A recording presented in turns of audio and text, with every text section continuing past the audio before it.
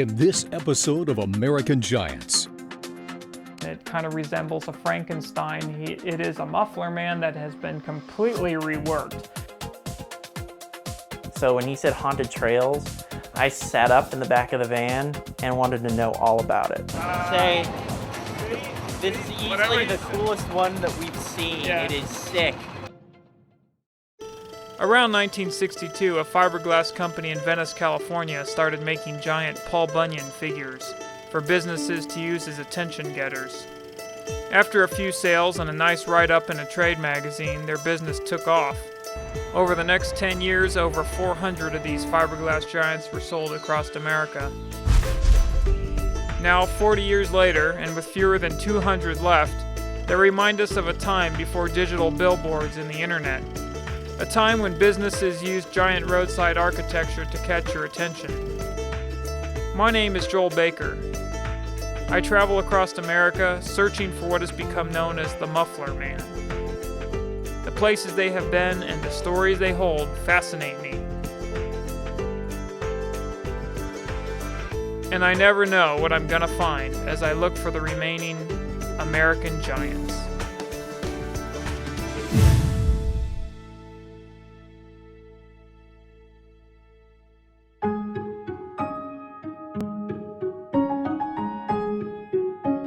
Not far from the Indian, in Evergreen, is another Muffler man, a Bunyan version, and this guy stands on the roof of Guardian Auto Rebuilders, and I was able to talk with them on the phone after visiting the location that day. And they are not the first owners of that building.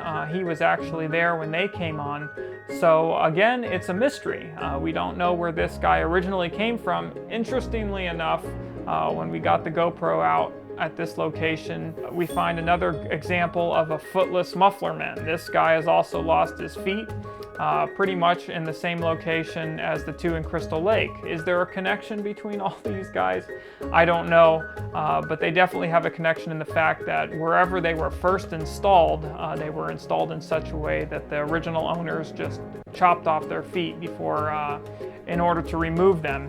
But this guy has been here for a long time, I believe since the 70s. In 1998, a big storm came through, a really bad storm, and knocked him down. And it was at that time that the owners went ahead and repainted him and restored him. And they used automotive paint, which has held up very well over the years, and he still looks really good on top of the roof there.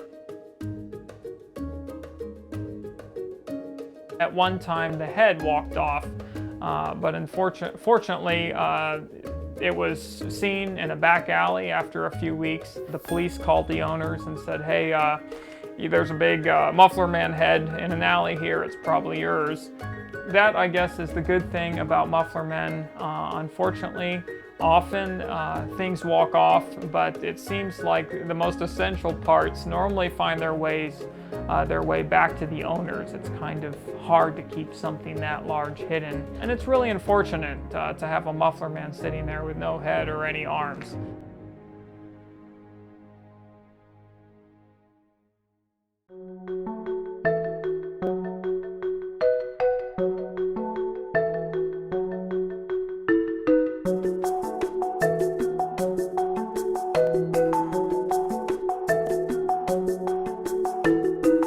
On this first trip, there were ups and downs for me.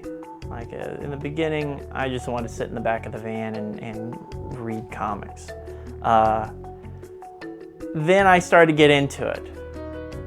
But by the end of the trip, we had seen so many of these big, goofy Muffler men.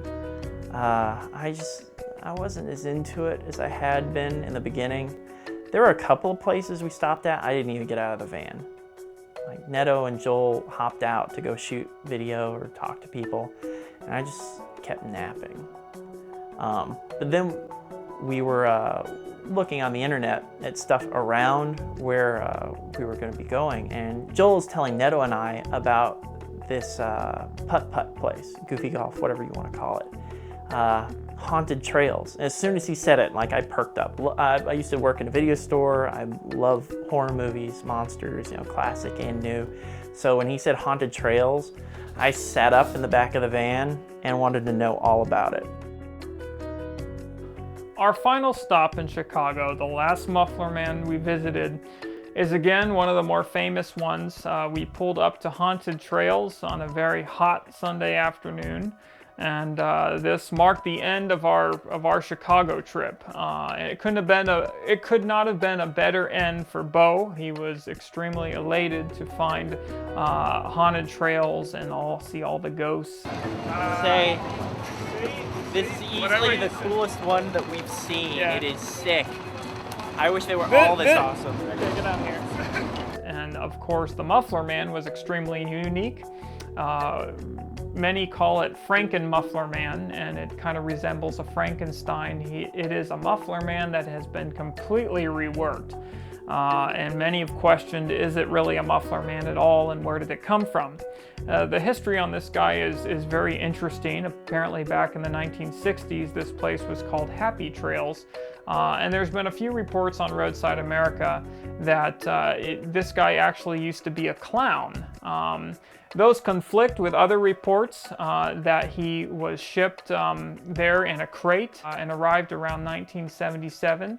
And he shipped as he appears today, as a big Frankenstein Muffler Man. So I'm really not sure.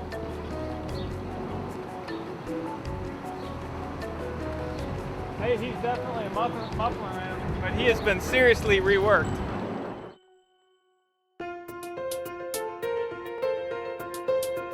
Joel was dead set on, you know, getting his Muffler Man thing. And we see in the middle of all of this stuff, you know, they've got rides and go-karts and putt-putt, is this giant Frankenstein holding an axe. You know, you could tell it used to be like the standard Muffler Man build, but someone had like really done their homework and, you know, figured out how to fix this thing up and give it that blocky forehead and the bolts and everything and make this look like, it's probably my favorite Muffler Man to date. It's like they got an extra coat of fiberglass on them because all the defining marks are gone. I'm pretty sure it was originally a muffler mold, and you can tell that by the seams in the pant leg. But he's been completely reworked. The hands still in the same position. The hands are the same, but they made a whole jacket for him. I've never seen any of them like this before. The head is completely redone. So at the Frankenstein Mufflerman guy, Joe got the GoPro attached to a giant, really long pole, and he took some shots that are pretty impressive because no one got that close to that guy unless he was laying down. And you can see really good details of stuff. Like I said, I'm really interested in art and how they did this stuff, and I really appreciate the shots that you can see minor little details that we cannot see from down there looking up at him.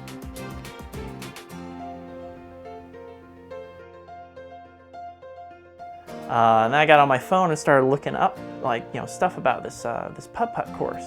And the whole thing is themed like with these old classic like Universal monsters. You know, they've got a part where it's like the creature from the Black Lagoon. Instead of a windmill, they have a haunted house.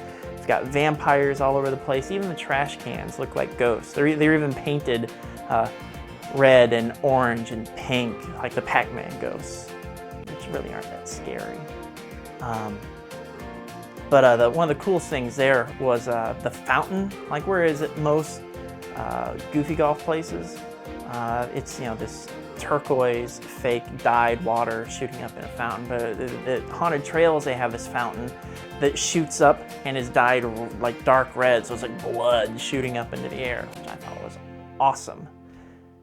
Neto and Joel, not so much.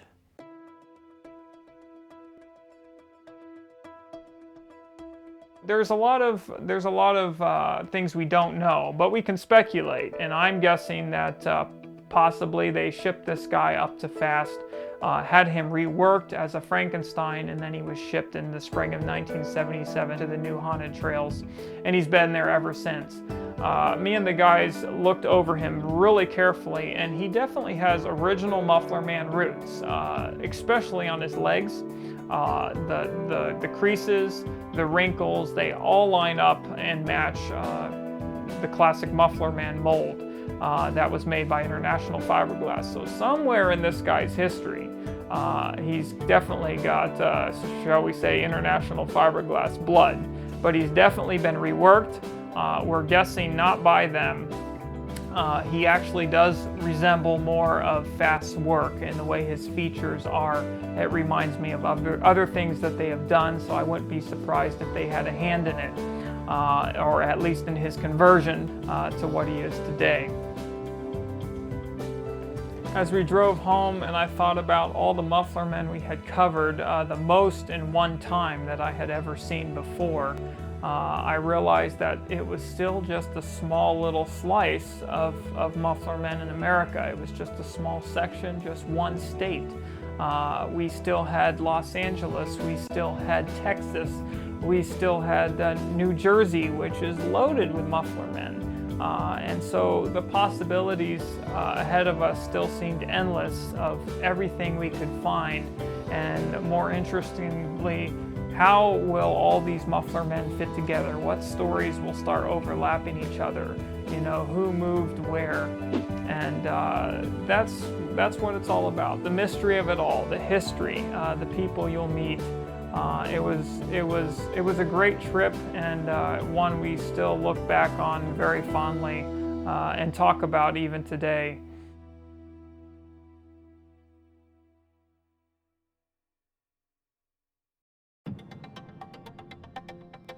Nothing worse than a quiet car in the middle of the night. Everyone's sleeping. Why aren't we moving? Myself and the crew for American Giants have driven all night to get here, and we are in Dodge City. We're at the 3i Convention here at the Western State Bank Expo Center. Dennis Hopper really made a real effort to make sure these were properly cared for. Most people just go, ah. You know, it's hard to even believe them. Oh my gosh, it's him! It's the guy from American Giants. I know him. I've seen his YouTube. Get a picture of us together.